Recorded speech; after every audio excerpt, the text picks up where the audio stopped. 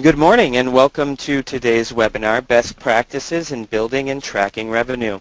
My name is Tony Maynor. I work in the Training and Implementation Department, and I actually have a special guest who will be presenting today. His name is Chris Devaney with TigerTrack. He is a certified CPA, Tigerpaw ambassador, and QuickBooks Pro advisor. So we're going to learn how he thinks building and tracking revenue should be done with Tigerpaw. So Chris, how about we start the presentation? Wonderful, Tony. Thank you so much. Hello, everyone. How are you today? And I just want to thank you all for coming. I know you have plenty of other ways to spend your time, especially at lunch hour here back on the East Coast. So I am going to ask you to do one favor, actually more for yourself. If possible, try and avoid multitasking for the next hour. Not that I'm going to say something life-changing. Hopefully I get lucky and do something along those lines. More importantly, I want you to think about your business, really where it is right now and where you want it to be. And you can't do that with all the distractions we surround ourselves with, either by choice or by necessity. So I really want you to get the most out of this as possible. Our company here is, I work for TigerTrack, which is a division of FDI Networks. And really what I want you to do out of this webinar is I want you to try and get one idea out of it. Anytime I have a little rule for myself, I have to get CPE to maintain my license. Any goal I set for myself is I want to try and at least get one idea that I can take out of that. Whether the idea came from me just shutting my phone off, not paying attention to emails that might be coming across, or just something where I'm sitting there thinking, or something that came from the presenter. So hopefully I can help you generate an idea, but it also may come from your own thoughts that maybe I can just spark something on your end. Now our company, you may or may not be familiar with this, we develop several products for Tigerpaw, the QB Wizard, which greatly eases the integration between Tigerpaw and QuickBooks. QB Track, which actually is the integration so we automate Tigerpaw's batches, and in our belief we approve upon them. And Ignite, which is a utility that allows you to eliminate any kind of overrides that you would ever do for your income and cost codes on your parts, and we can actually set your income and cost codes based off of the type of work that you're doing, delineated by service zone, or would be the option of doing it based off of the category and subcategory on the part in question. If anyone has a question, I can certainly visit that during the presentation if need be. The other thing we do as well is we have a product that is called Tantivy, kind of a strange name, and I can be blamed for that. It is for the subscribed delivery of Tigerpaw's crystal reports. Tigerpaw has, I don't know, 500 reports these days. Tony can probably give you a better number. We can actually allow those reports to be subscribed on a scheduled basis to be delivered to your inbox, or actually delivered to your customers as well. And inside that application is also a collection utility that can send Tigerpaw's invoices immediately upon posting, and then we'll now start sending dunning notices to your customers 10 days before the invoice is due, and then heaven forbid they don't pay you. Okay, you'll send a copy with it and a little reminder notice. What we also do as well is we also do training for Tigerpaw, and we also do crystal report development as well, okay, and also custom development where possible. As a little thank you for coming today, our website, reportstiger.com, there's a code you can use for checkout there where our software is sold at, and also a whole host of custom crystal reports which might be of use to you. Okay, so feel free to check that out, reportstiger.com, and that code right there is going to give you a discount off as a thank you for spending some of your precious time with us. So as Tony said, the name of this webinar is Best Practices in Building and Tracking Revenue. This was originally presented at Tigerpaw's conference a few weeks back, but I've actually I did several presentations at the conference. I merged some of them together and actually also took this from another presentation I had done previously for Tigerpaw as well. So you may see some familiarity with some of the other ones I've done, but you may not have seen it all. So just be aware of that. And I had to add this disclaimer. I usually give examples of parties I've run across over the years, or usually consolidations of people that you meet, and someone came up to me and says, I know that person you're talking about. They didn't. The person had been literally deceased for about 25 years. So I just want to put this out there as a reminder. I had this disclaimer up at the conference as well, but this person didn't pay attention to it. So if you think you know anyone I'm talking about, you don't, okay? All right. Now this is an example of people I did know years ago. When I was younger, I used to work in a supermarket. So I worked my way through college, and there was two fellows at the company that I worked at that supermarket. One was named Bill, and one was named John. Bill always had the habit of grousing about everything. Everything was a complaint. What was going on in his life, what was going on in the company, everything. So one day he came in and he had a problem with his car, and said he had taken it to the mechanic, and the mechanic said had a lengthy repair. It might have been a several $1,000 repair that he had to have, and Bill was complaining that there's no way I'm paying that amount of money. So John, who has actually worked with him back in the area where we work, says, no, you don't need to do that. You go to the auto store and you ask for a conifer belt, and you bring it back to me, I'll put it on for you. So Bill says, oh, great, thanks. So next day Bill comes back in, he yells, John, every time I mention that at the auto report store, everyone in the auto report store laughed at me when I mentioned that.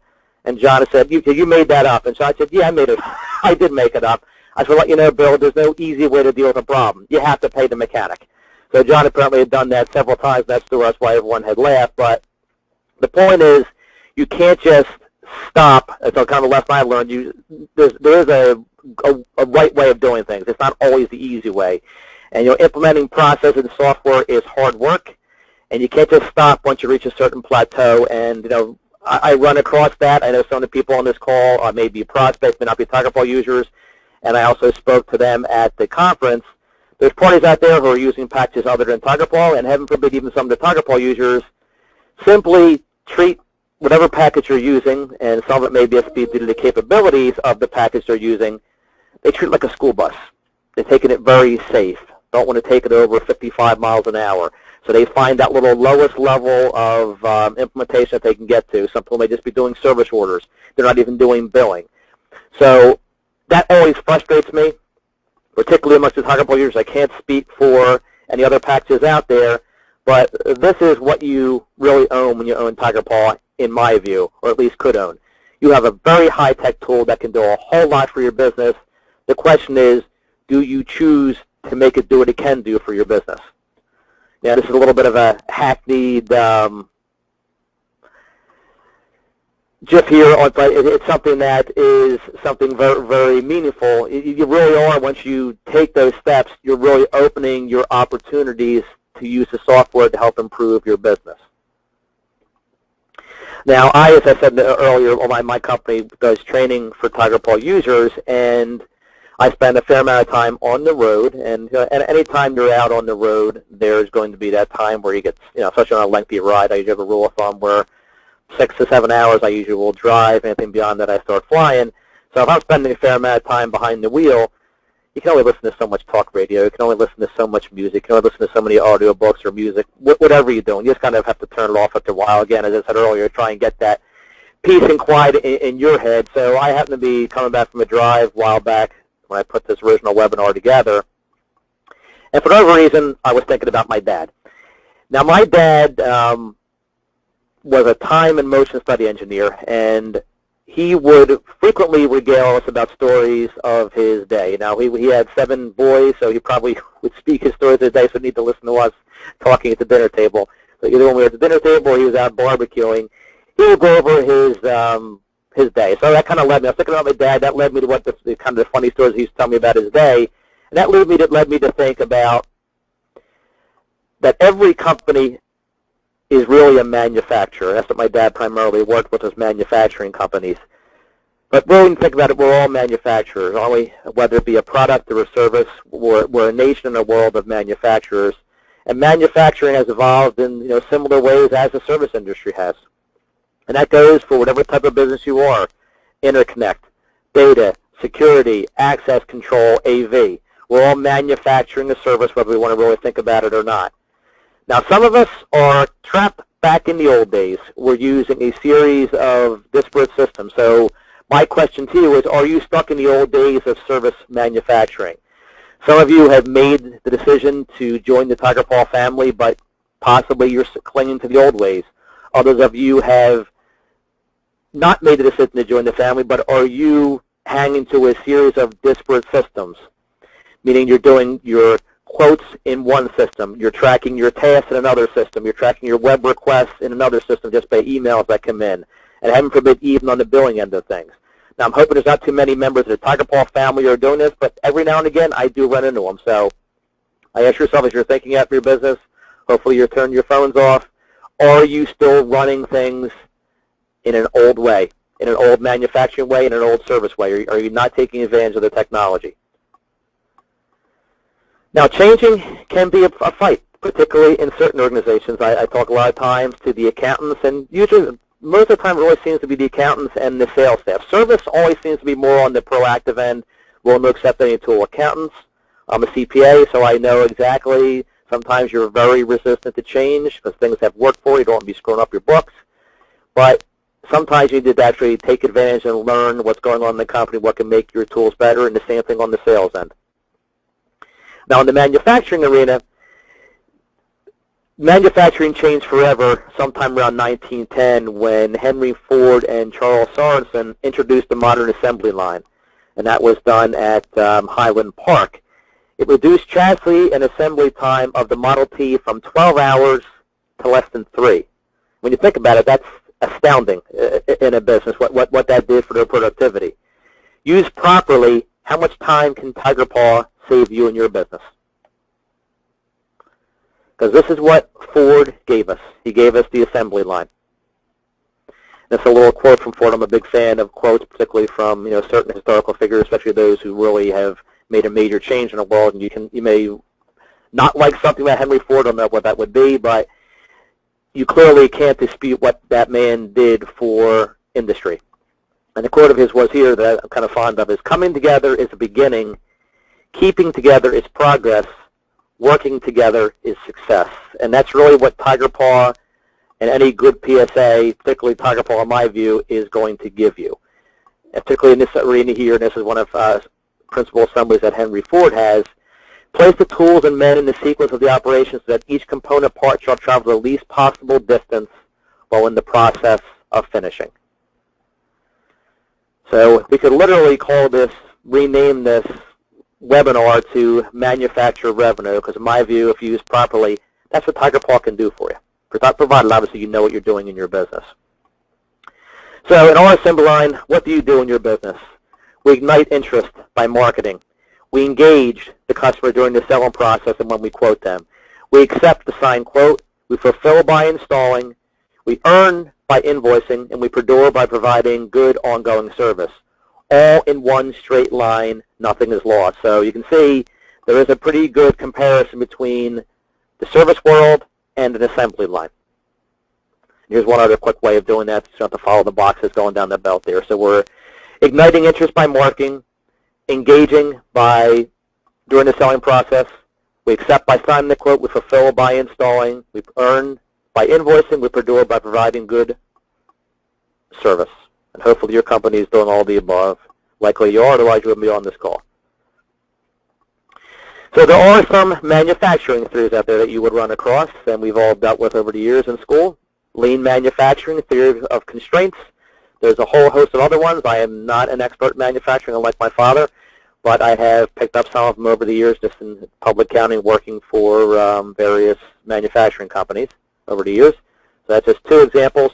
Now I have my own theory of service.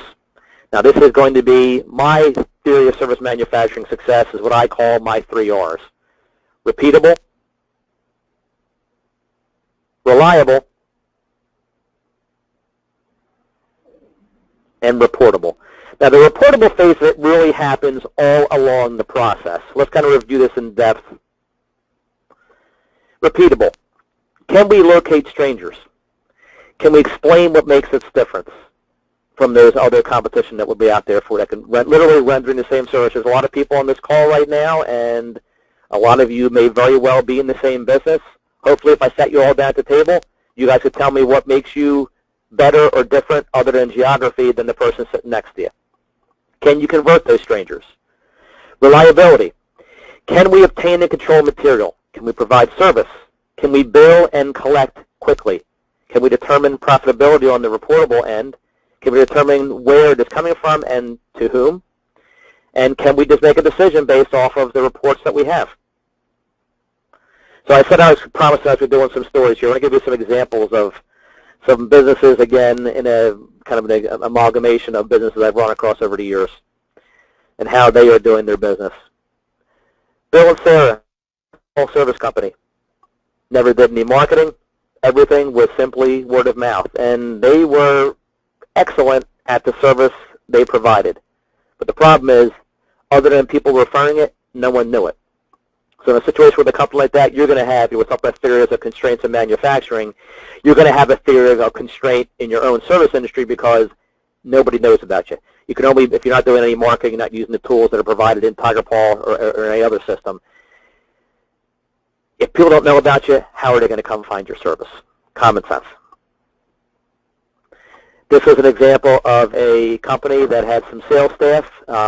This one particular salesperson in this company was known as Ahab because they were always out chasing the whale.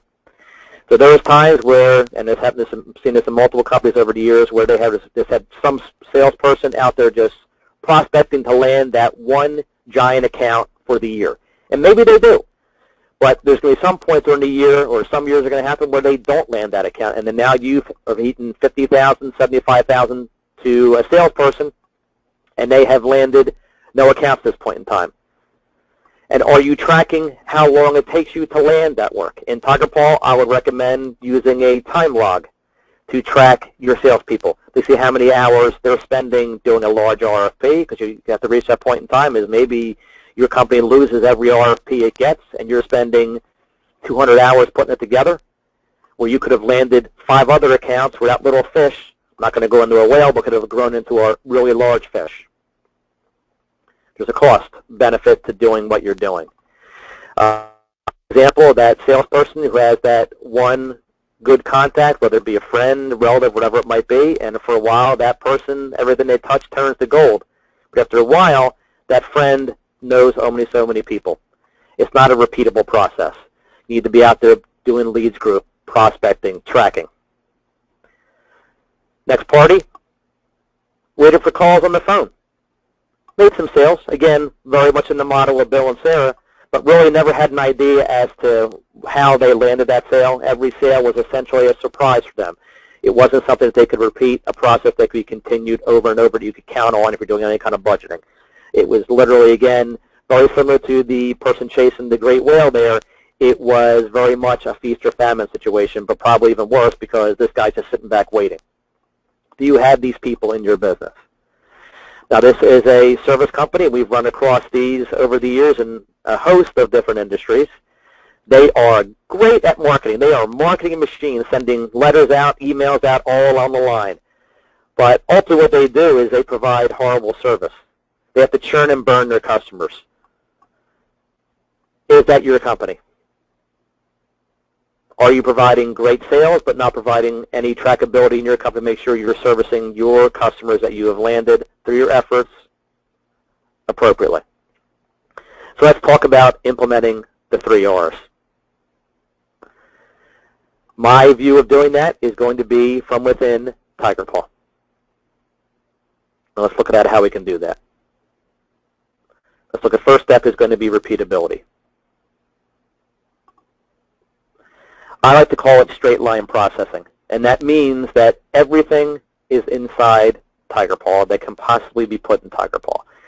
We start with a stranger or a suspect, depending on what you want to call it. I left both terms in there. I had a company down south that said that we up on the East Coast think everyone's a suspect that sounded criminal, so they like the term stranger, so I kind of added that into my repertoire there. So are you putting strangers in? Are we tracking leads, any web hit, trade shows, anything you meet, anyone you meet needs to be in the software. That stranger should then become a prospect. You move that prospect along to a quote, move that quote ultimately along to a service order, along with the related purchasing and the employee time on that order.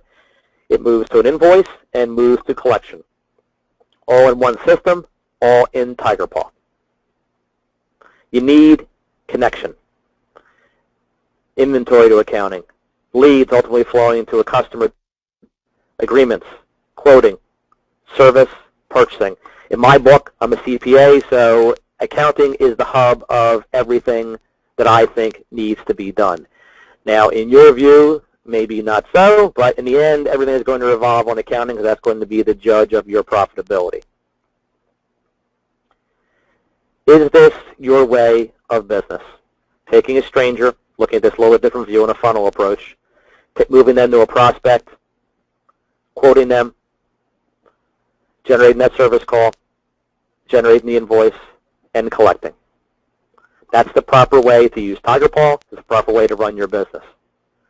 Or are you doing things, we're into spelling there, paralyzed. So I made up spelling there, luckily me. So improper use. Is this your way? So I may not be able to spell on this slide, but hopefully don't take it a hold against me. So are you really going through and breaking down where everything is being done with walls? So every area that you have of the company, I'm going to go up that slide because I'm misspelling. Everything in your company is sales over here, accounting over here, marketing over here, inventory over here. You're using a series of disparate systems. No one's talking, you have the information from every other area there and not letting it flow in one system. When you're using Tigerpaw or using any good PSA, all the information you need on your company is held in that package.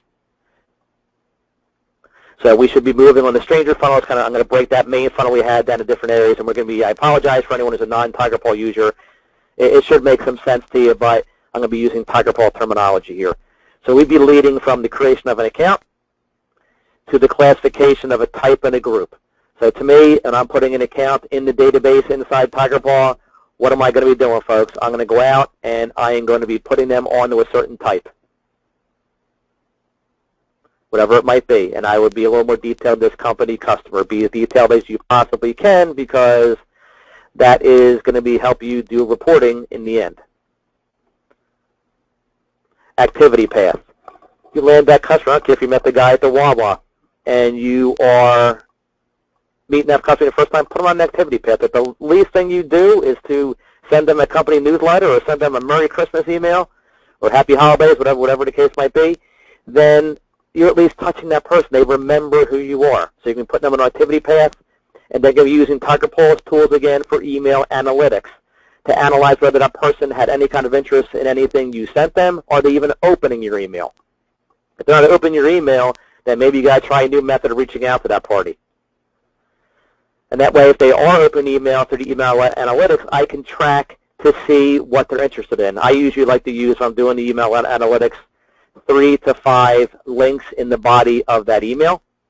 So I can actually gauge some interest on there and to say, hey, this person is interested in hosted. This person is interested in backup and disaster recovery. And then within Tigerpaw, you can put them in another group and kind of winnow down their interests and move them into a different activity path. And there's not going to be a lot of time to show you this inside Tigerpaw now, because again, we're limited to an hour, so I really want to introduce concepts to you at this point in time. And Tigerpaw has a host of information in the Tigerpaw Academy on these narrow topics that I would hope you would want to view in on. I certainly could field any questions on them, but I just want to introduce the concepts to you, because it's funny, again, how a lot of parties don't even know where the Tigerpaw can do some of these things. And then we're going to take that party and we're going to go ahead and we're going to convert them into an actual prospect. So to me, moving from a stranger to a prospect, a suspect to a prospect, whatever terminology you want to do, is simply a process of automated persistence. I could literally, simply by sending that party the emails that I have out there, could go ahead and move them onto a prospect by simply doing nothing other than that, putting them into a group, assigning them an activity. How nice would that be to generate revenue? So some other items we want to consider when automating stranger conversion. Strangers need attention too. Existing as a database entry does little. I go out to customers sometimes and they're super proud that I got 122,000 accounts in my database. Wonderful. When's the last time you reached out to any of them? Any contact in my book is a good contact, unless they're suing you, of course. That's probably not a good contact. You want to learn their needs. So that means to group them appropriately based on phone calls, using email analytics I mentioned previously. So emails, phone calls, mail merge, all those tools exist in Tigerpaw, don't they? Educate the stranger. They may not know they need their service. You're doing hosted or disaster recovery. How many people out there that you deal with that don't realize that backing up to a thumb drive really isn't the best idea of disaster recovery? If they think they're doing well, they need your expertise to let them know, hey, that's nice, but you really should be doing this. And again, as I said previously, why are you different than their current provider? I already have a guy who handles my phones. What are you guys going to do different? I pick up my phone and dial it. What can you do different for me? That's what you need to inform them of. Hey, we're coming up into the political silly season. We're already kind of in the middle of it. They certainly know how to handle a stranger, don't they? I mean, the last election, largely hinged upon President Obama's ability to get people to the polls. This election certainly will as well. So let's learn something from the politicians. They know how to take a stranger and convert them into a sale, so to speak, at the poll. We need to learn from them. To give you a couple examples of some what I've run across and people using Tigerpaw and just other examples. There's a company I dealt with that every time they land an account in the area, I'm going to say this is an HVACR company, they send an email out or a letter out, in this situation, send a letter out to all the companies that were in the area. Hey, I just landed ABC company as an account. That's all it's going to be. And so you start thinking next time in this industry you need someone, your heater's broken, your air conditioner system is not working, that name is already sticking in your head. You've seen it 10 times, 20 times. Tigerpaw can do that mail merge for you. Be willing to prove yourself. Company I dealt with, it's a painting company. What they do is they offered to come out and paint one room. Willing to prove their service. Now you can do this a host of different ways. You might be a painting company, but what can you do? You can analyze bills on the phone end. Are they have too many phone lines? Are their data charges outlandish? Are they paying for more than what they need to be? And what a great segue that is into a company, a great stepping stone into the company, because you're coming in, you're going to prove your knowledge right away. You guys are good at what you do. You need to be able to prove that to your customers or prospects or suspects or strangers, whatever term you want to do. UPS batteries. Inside Tigerpaw, so for your existing customers, you know when the UPS was installed. Simply track them up underneath customer assets. And I can't tell you the number of places I go to where they use customer assets in Tigerpaw and do absolutely nothing with them. When was it installed? I can set workflow events in the system. Send the workflow event when the warranty expires, when the next action date is going to be. That next action date could be replacement of batteries. You're going to go ahead and you're going to earn revenue simply by making an entry in the system. You can use a workflow event to send an email out to the customer. Say, here, the customer, I know your UPS batteries are going to be expiring here. You should get those replaced. Think how powerful that would be if you contacted someone as a suspect a number of years ago and found out when they put their last UPS in, when they replaced their batteries last. You now have an excuse to reach out to them, either by email, automating the process, or in a phone call. Carrier expiration. They have a contract with whomever, and I won't mention any names here, but they have a contract with whomever. That contract is going to be expiring at a certain point in time. Either if you don't land the sale initially, gain that information on the call or through the email exchange, and reach out to them again later. Maybe they're having problems with that particular carrier. Hope not, but for your situation, maybe you hope they do. The goal, folks, is to reel that customer in, and that's really what the goal is. And we want to get any kind of hook into that fish, any kind of hook that we can possibly get into that customer, that suspect that we can possibly get. Remember, we're talking about repeatability here, and that's what we want to do. We don't want to be that person trying to land that one big sale who never lands it. We want repeatability for what we are doing. Repeatable processes are going to lead to recurring revenue. Talk about recurring revenue, we want repeatable processes to me even more important. Let's kind of look at this again, narrowing it down a little further on the. So again, we have, I'm going to do a little deeper dive here. So on the funnel, create an opportunity. Types are important as far as a customer or an existing customer or new when you're doing an opportunity. So this, now we're in the prospect area. What vertical is feeding the pipeline? Who is converting suspects to prospects? Then we move into the monitoring the stages. Detail is super important. Where is the process bogging down at? If I have people who go out and create an opportunity stage for engineering, say, and they find out that their whole sales process is being bogged down solely on the engineering end of things. That's what's causing their issue. So now what I need a new engineer, need to kick the engineer who's doing the engineering in the butt to get them to move faster. You can't do that unless you actually put that tracking in there. Does a rep always get caught in the same spot? Okay, is a rep an opener but not a closer? So this you're going to monitor stages. Is this person great at opening? And we're going to talk about this a little further. in a minute, but that's, again, you need to have stages in there to kind of monitor those things. Creating the quote. And I'll say helpful. I can make that as capital as I would want to on there, as I could, to create in-system or import. You want to have that in Tigerpaw. Now, who is even getting to the quote stage? Is an opportunity confidence level being adjusted? Margin analysis. I mean, they're the reasons why you want to have these things inside Tigerpaw, not to have the salespeople tell you, I like doing my quotes in Excel. That's great, but I really want to have them in Tigerpaw because you're opening up a whole host of abilities to do your reporting.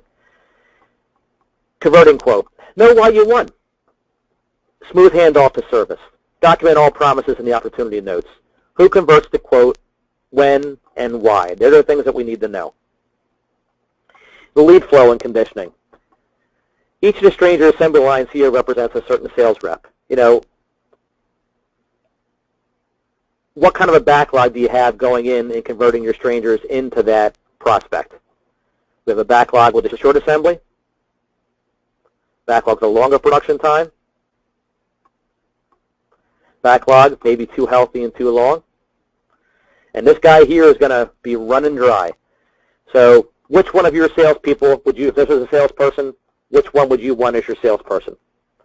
The backlog with the short production time, or the backlog that's maybe too healthy and too long, or the one who's running dry? So you can see on the next slide here, one of them has dropped off.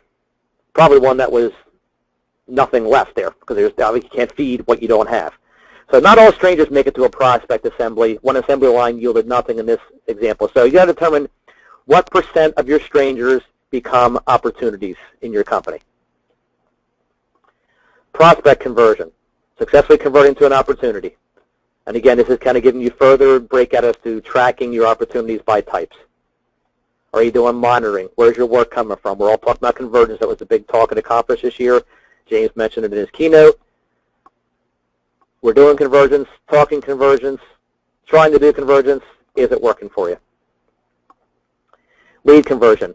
How many are making it through production? 20%, 40%, 75%. How many are making it through by rep? Your lead conversion rate is your new customers divided by your leads. Do you know what that is in your company? The key to success in any business, in my view, is going to be understanding your sales staff. When I say understanding your sales staff, I don't mean this kind of analysis. Although in some situations it might be super helpful to analyze some of the salespeople and some of the other employees in your company as well. This is what you need to do. We need reporting, we need analytics. Data is the key for your business. It's the key to improve things. It's the key to understand why things are not improving. You need to understand the strengths of your salespeople, the weaknesses, the successes, and their failures. Until you know that, you fail as a manager. And if you don't know that, you are failing as a manager. Now, there's something, a report that we have written in our company that we call the rep report card. Hopefully I don't have any problems here. So I have some issues with my computer here. I'm going to bring up the Tigerpaw conference. I'm going to go out to our seminar final here, and I'm going to do rep report card version 1. I'm going to bring this down for my sales group, and I'm going to push this back to October here.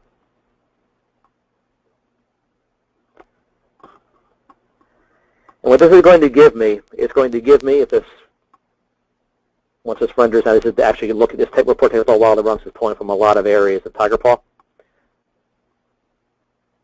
So I'm going to expand this up a little here. This is telling me during this time period, by the group of sales, how many strangers were acquired, how many new opportunities were created, how many opportunities were converted to quotes, opportunities closed successfully. I'm not going to read all this out, but opportunities closed successfully by type, and journal actions by logarithm, or by journal action type, pardon me, and what the average margin was for the quotes in that group. Now, we take that a step further. We drill that down to individual reps. So here's Chris Devaney during that time period. 8 strangers acquired. Created no opportunities. Closed 2. This is the dollar amount of those. This is the number of them. Didn't do a lot of journal logging during that time period. So what you do is, what we try to do is to give reps a report card, and that's what I would advise you do in your company. We can certainly tell a salesperson, boy, you're not really good at doing what you're doing. Not really happy with your service that you're offering my company at this point in time. You need to tell someone why. What are you unhappy with? And if you're going to be reviewing someone, to me the best thing to have is solid information. And you can gain that information if you do everything inside Tigerpaw. If you don't, you're just kind of pulling things out of the air, quite frankly, to use a politically correct term. So we do the rep report card, and then we do the group report card. The goal is to go ahead and leverage the strengths of our parties. Some people may be great at getting their foot in the door, but they are horrendous at moving the process further down the line. I like to call it collaborative success. So now you're going to pair someone who's great at opening the door but lousy at closing with someone who's great at closing but maybe not so good at opening. Let them work together. Let them pass things off. Let the seekers work with the settlers. Let the graziers feed off the work of both, and work all the way through the end of the process. So again, who are they as a group? Team, team, team, team. What can they do together as a group that they couldn't do individually? Another report that we like to run is a report that we tend to call the flash report. And again, it's kind of a manufacturing term I used to deal with when I was in public accounting. We used to work with manufacturing reports, and they would always refer to things as a flash report. What we do in ours, and this actually is not going to have a ton of information on it, it gives you a breakdown as a manager of everything that has happened in the company in a particular day. So it gives you a breakdown of all the service orders that were received, all the invoices that were created yesterday. And this report is available out on our website. And I'll give you, you'll see that there should be information under here. I didn't get you to populate anything yesterday in this demo database. You way to see what it would look like below here. So it would give you a listing of anything under those subject matters like that. This gives me a breakdown of open service orders aged over 30 days. So pretty much everything in the company is delivered in one port. The owner of our company receives this on a daily basis to really learn what's going on. If he's on the road, can't log into Tigerpaw, it's not logging into the portal, even though he should be, but doesn't do so all the time. Shame on him. But it lets him see everything that happened in the company pretty much in every operational area of the company. Opportunities, invoices being posted, AR receipts, AR payments, active contracts expiring, purchase orders generated, purchase order receipts. So pretty much you think of it inside Tigerpaw, and it is there. Okay. Reliability. All is pointless without reliability. We talked about that sales company who is just that marketing machine, but they did horrendous service. How long are they going to be around? Let's take a look at the service funnel and how that should work. Select appropriate service order types. Can't tell you how frustrating it is when I go out to customers and the only thing they do is service call. You want to have a drop down of that. And what that service call can do, service type can do for you, let me go back into my Tigerpaw and go to an order, is it can give you a very good breakout of the type of work that you're doing. We can talk about conversions. What do you want to do? Telephony install. Am I doing an install? Am I doing a Mac? Am I doing service? Is it data work? Is it audio-visual work? And if I were to add some parts to this ticket with our Ignite utility I kind of mentioned at the beginning of this call, I can simply change the service order types on my order based off of, I'll probably change the income and cost code to my order based off of the service order types that I have. That will change whatever codes that I have on that order. So that's something that may be used for. It helps you derive things inside the general ledger. Okay, using statuses to track flow and workflow would be another great usage of the service order types. Order and fulfilling product. Consider job warehouses. Filling as you go to know, help you on your ordering to see what products you need to have. Consider the use of separate service boards. Install, service, data, AV.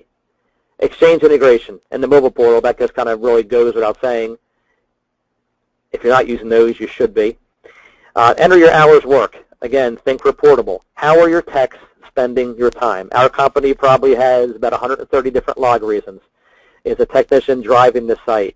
Are they coming in the office for a parts pickup? Are they coming to the office for training? Are they coming to the office for whatever the case might be? Why are your people off? Closing a service order. Trip a workflow event. Notify the customer. Notify someone internally in the company that the order has been done. checking estimated hours versus actual hours on the service orders. Other items to consider, a matrix per role. So Tigerpaw went to all that trouble in the 15 release to release that awesome technology of the matrix, and Tony did a tremendous video on that you really should watch if you haven't. But everyone should prepare a matrix that works for their job role.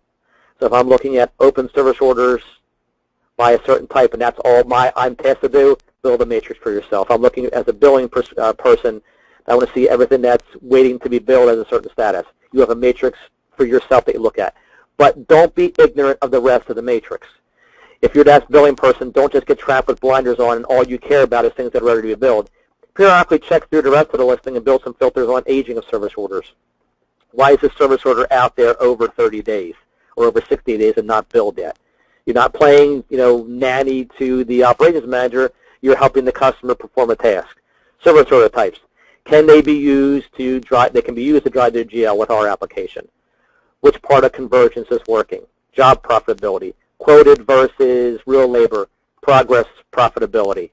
Mobile portal. Are you using it? Job warehouses, I mentioned previously. We use them to check ads. So if there's anything left in a certain warehouse at the end, we know potentially we have an ad that may be hanging out there that we need to deal with. And investigate your variances on your inventory accounts. Run the people, they'll write off 50, 60 grand inventory. I must have made a mistake for a customer. Look, something wrong there. That 60 grand may have walked out the back door, may have walked out the front door, may have walked out to the customer for nothing because they were a friend of one of your technicians. Bad economic times. People have medical problems at home where they can't meet medical expenses, gambling, drugs, and any of these above. There's a lot more fraud out there than what you would believe. In fact, I just got done watching a fraud seminar, and the statistics are staggering, particularly in businesses under 100 employees. And usually where there's fraud with one person in the company, fraud like wild dogs or any animal sometimes will tend to travel in packs. They see one person committing fraud, hey, company doesn't care, I'm going to go ahead and take something out of the warehouse now as well. Don't never accept I don't know. Time log readers going to mention how many is too many. To me, there's really never too many unless someone's not going to use them. You should be approving your time logs and time logs versus payroll.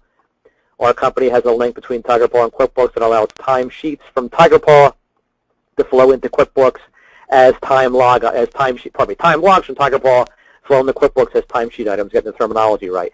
So that way, at that point in time, you are billing for what you've paid. That simple. More items to consider. Service order escalation. Prove you're reliable. We're talking reliability. Can you prove you're reliable to customers? And it promotes accountability. Every Wednesday in our company, I'll give away company secrets, but we have a meeting that reviews every service order that was that was actually violated our internal belief of how something should be done as far as the SLA. Not the customer's SLA, but our internal SLA, which is more stringent than what the customers ask of us.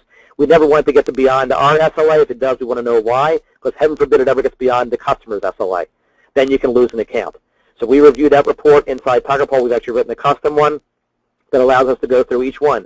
Sometimes there's a darn good explanation as to why it's not. Other times, maybe not so. And we nip that problem in the bud.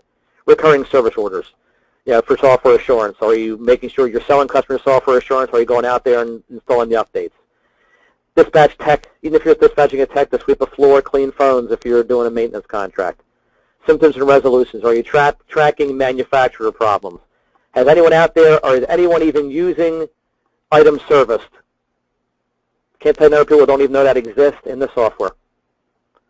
Where you could track item by item on that, what the problem was, what the symptom was for that.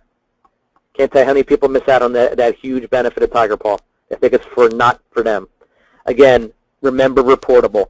Use the profiles underneath the codification to track poor technician work. Filter, now we're on the billing end of things here. On the end, we've now made it this funnel. And I apologize for moving the speed. We kind of have an hour, which I might go a little bit over if possible. What to bill. Filter your matrix. Review your age service orders. Verifying the process. Bill everything. Have you verified if you billed everything? Have you codified your service orders to find issues? Zero bill or discount. Are you using Easy Bill? Are you setting your GL codes appropriately to drive things to the general ledger with the Ignite utility? Are you using CBI? agreements, contracts, recurring billing. How are you sending your bills right now? Are you doing it through automated billing with the agreements or with contracts, or with CBI is not so much, it's automated, but it's somewhat automated. You still need to perform the steps. Or are you batch emailing invoices? Tantivy application law company writes can send emails automatic or invoice automatically as you post them on a standard service, not using the agreement automation, but does that for the other types of invoices. Are you simply mailing them? If you want to get paid, the customer has to receive the invoice. You have to get it out as quickly as possible. Are you doing ACH credit card through the web portal, timer service, recurring billing? Obviously, the key to improving your cash flow is a shorter time between completion of a service event and invoicing. Both Tantivy gives you the ability to speed collections. Obviously, with ACH and credit card, you really don't have collections because you're drawing it out of their account as soon as it's paid. So what's better than that? 0 days collection. Every day is money not in the bank that you miss. How can you expect your customers to pay quickly if you're taking 3 weeks to bill? Oh, Tony's company doesn't need the money because they take me so long to bill. They must be really doing well. They don't need my money. Can you tell if what you're doing is working? Reportability. Now, we looked at a little bit of reportability on that rep report card, and there's areas in Tigerpaw through the matrix. Tigerpaw has 500-600 reports that they have in the system to run reportability anywhere on this process. I'm kind of looking at this more from the financial end of things. I have a belief in decision-based financial. Now, there's going to be a conflict about how financials should be generated and chart of account structured. You're going to hear a lot of CPAs say, simplicity is the best way to do this. Sales and cost of goods sold, the only accounts I would do. If that's the argument that you hear from your CPA, why don't you just ask them, why do you only have just one account for the bottom line profit? The financial statements are going to be the ultimate arbiter of success. So I'll spend a couple minutes the minutes we have left here exploring this topic a little bit. Departmental accounting. This is the control towers for flying here. Audio-visual, telephony, security, data. We're preaching convergence. Convergence cries out for departmental accounting. Are you hiding failure to the success in the rest of the company? Is telephony division, you just are your data guy and you added telephony in and it's killing you, but the company's still making money. You can't tell that unless you use departmental accounting. Now, why do you use departmental? Where's your revenue coming from? Don't mask again. Another failure with another. The failure of one with the success of another. What works the most profitable? Again, am I hiding failure? Concentration of risk. Is my revenue out of balance? Am I getting now too much revenue from one service? So I want to get a view of something along these lines. This is not in lieu of departments, but in conjunction with. I like to call it a fulfillment-based financial statement. Am I doing installation of materials, labor, service? Where is your revenue coming from?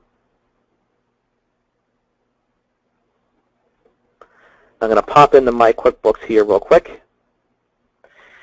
I like to derive a profit loss statement by class. And for those of you who are using QuickBooks and not using classes, I think you should, in my opinion. And again, here's a view of looking at things in a fulfillment base: installation materials, MAC materials, sales material other, cabling labor, install labor.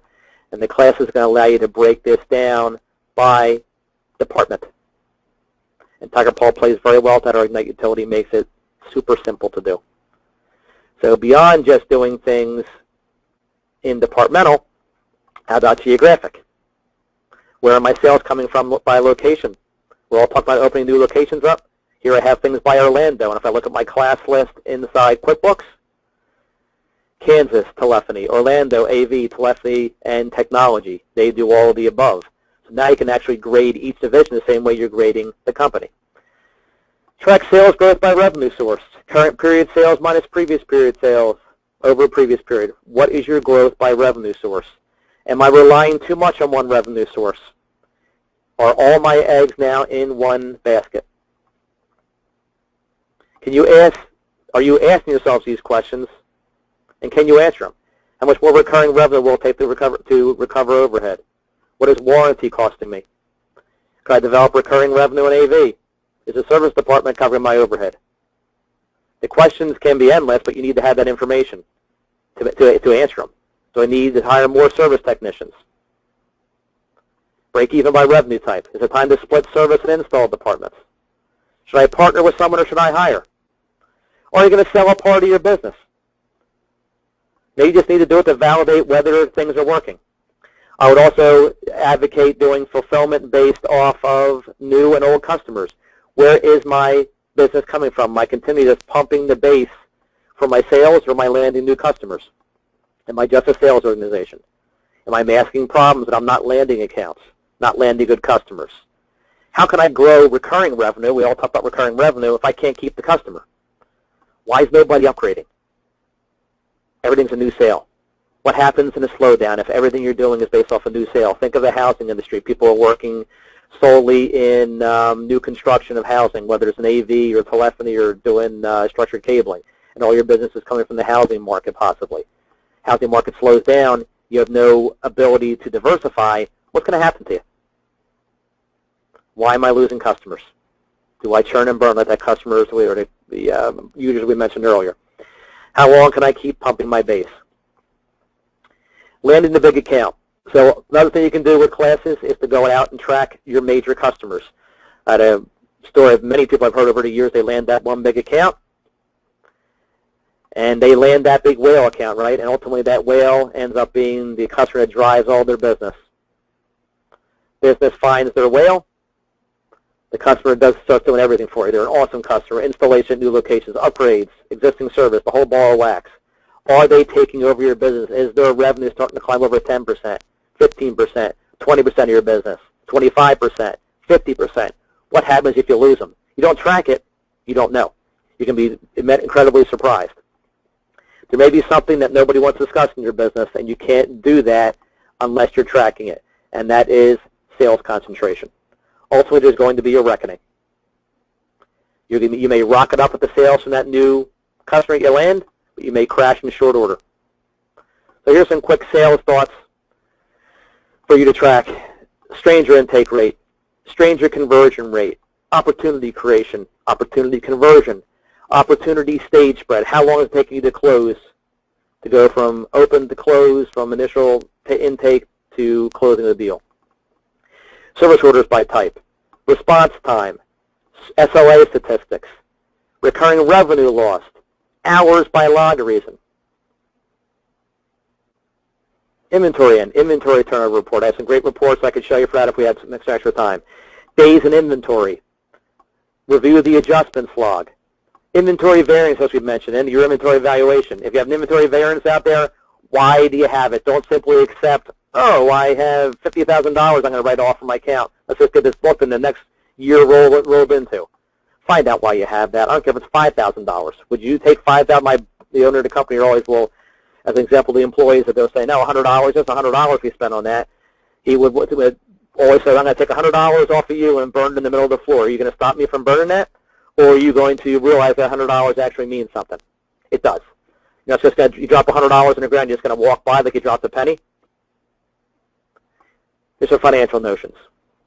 Departmental, classified as we mentioned. Type-based, meaning the type of work that you're doing. Cash flow statement. If you're not running a cash flow statement, people will argue that that's the most important financial statement to run in your company. New and existing customers breakout, as we mentioned.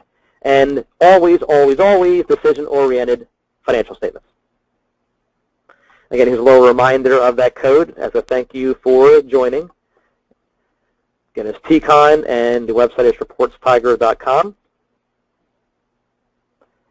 And are there any questions? And first of all, thank you very much for attending. I appreciate it. I wanted to cover as much in this hour as possible. An hour's called in a very limited time. I could literally spend probably at least all day on this, Tony, if we really were to dig into doing these things in Tigerpaw. My goal for you is to try somewhat to be inspirational for you, to try and realize and informational as well, to let you know these things can be done in Tigerpaw. Tigerpaw has the resources with Tony and his department at Tigerpaw. He's got awesome people who work with him in that department who can help you accomplish those things, and as well as the Tigerpaw Academy. If you're not aware of that, certainly go out there and check that out. But these things are all doable in Tigerpaw. Some of it's going to feed your QuickBooks, but Tigerpaw has the ability to help you leverage that functionality to help you do these things. Are there any questions that anyone has? But I know you said you had some accumulating out there. At least you did. I answered some of them as they came through. If there are any other questions, please type them into the questions section of GoToWebinar, and we can take those, and we'll leave it open for questions for about a minute. And if nobody has any, that's totally cool. We will end the session, but I will give everyone a little bit of time here to type in any questions you may have in the questions section of the GoToWebinar. And Tony, there's a survey that goes out as well, right, to the users or to the attendees? Yeah, I believe there is. Okay.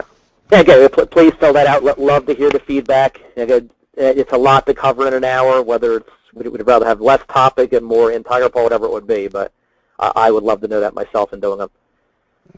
I do have a question here from Alan. Sure. He's asking, what is the oldest version of QuickBooks that can be used?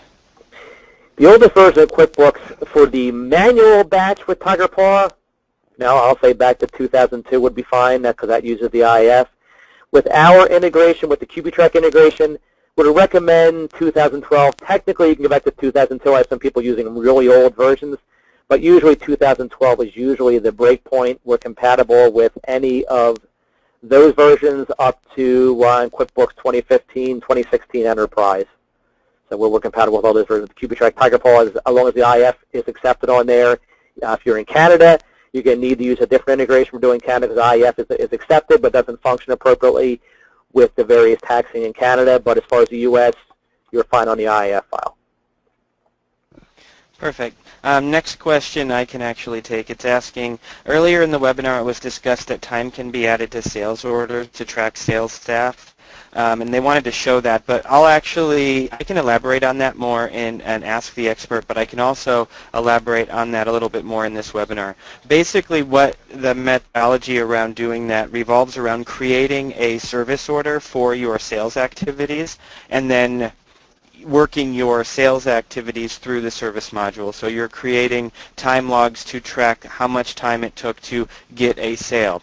Then, of course, you can use that same service order to complete any work that's sold because you can take a quote and you can convert it to an existing order. So that was the thought process. That's an awesome method for doing it too.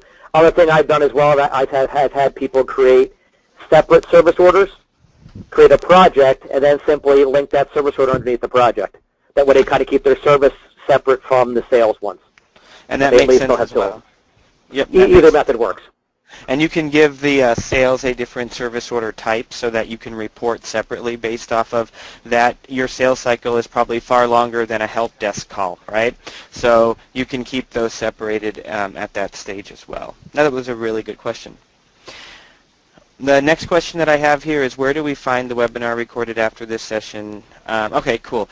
So if you're a Tigerpaw customer, it's going to be on our Tigerpaw Academy within a category of the Tigerpaw Academy called Training Resources, and that's takes all of our resources and breaks them up by category.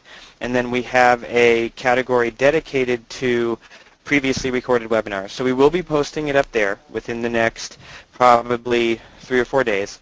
But additionally, you should be getting an email because you attended this session afterwards that will have the recorded link to the session in it. So if you're not a Tigerpaw customer, then you should be expecting that particular email. Again, that should go out within the next day or so. And this is my contact information, folks, as well. So sorry, Tony. Oh, no, you're fine. The next question on here, and probably the last question we have time for today, is can we use Sage instead of QuickBooks? And I'd like Chris, you can elaborate on that. The answer is yes, but I'd like Chris to elaborate a little bit on that. Oh, you certainly can. There is an automated integration between Tigerpaw and Sage that our company writes Sage 50 on the U.S. version. So there is an automated integration with that. The QuickBooks integration that we write is more full-featured. It can actually create purchase orders and vendor bills inside QuickBooks. It can place accounts on credit hold in Tigerpaw.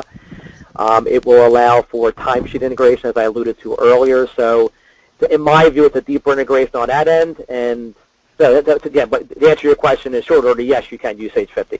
I'm not sure what member of the Sage family you were mentioning when you're saying Sage, but there's a whole host of them now. So I don't know, you might want to be more specific, or if you could be more specific on there for us to answer that. Yeah. He said 2015 Quantum. Okay, so that would be that's still in the Peachtree family, so to speak. So that would be fine. Perfect. Awesome. And then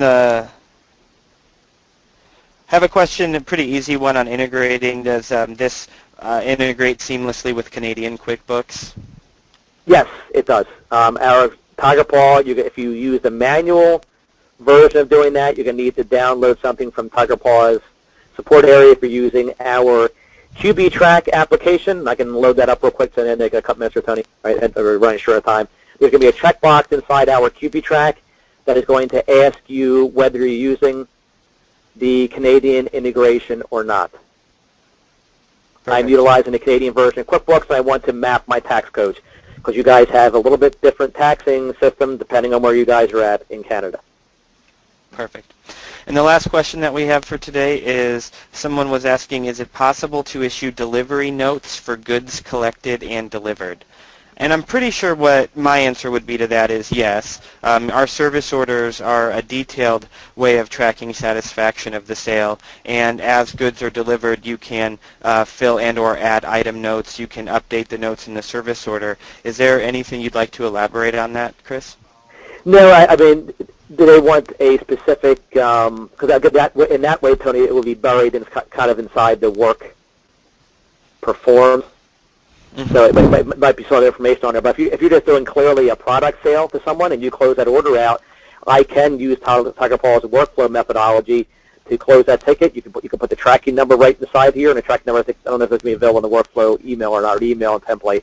But at a minimum, you put in the work performed, you can give it confirmation, hey, product delivered. And that's what I was alluding to earlier on your statuses.